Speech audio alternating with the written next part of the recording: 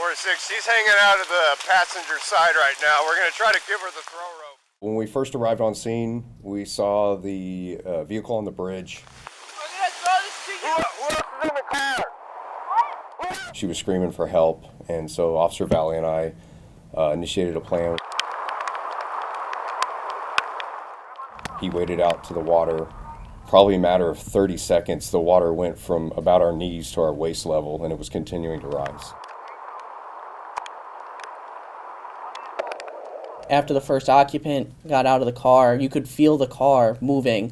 I tried to brace myself up against the car, and I kept having to move up closer and closer to the vehicle because I felt it moving away from me. Once that second occupant came out, there was a large shift in the vehicle.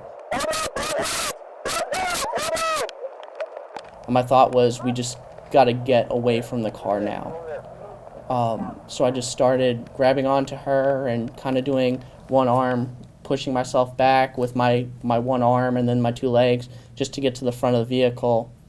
And it was at that point, between the water and everything, that just we lost grip.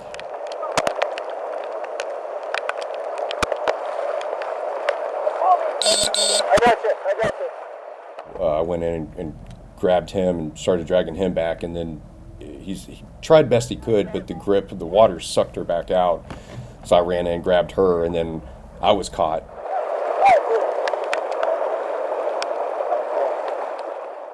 And I see him struggling, and I'm like, Ben is probably one of my best friends here at the department. And I was like, God forbid anything happened to him. And I just saw whatever I could grab onto. I saw his belt, and I was like, I'm holding on, and I'm not letting go, no matter what. Grab my dog, please. Give me a pup.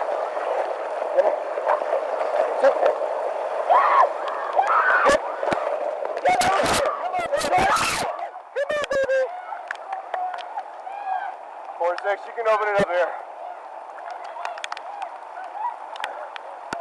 Come on, it's okay. I've been through traumatic experiences before. I was in the military and I was deployed in Iraq, and I honestly just started laughing just because I was happy to be alive and thankful to be alive. I know it sounds weird and crazy, but it's just one of those things that you're on an emotional roller coaster. I cried. It was a lot. It was a lot to take in. I realized I could have died. Other people could have died right there in front of me. And it was just something I needed to sit down and embrace and just kind of think about it for a while.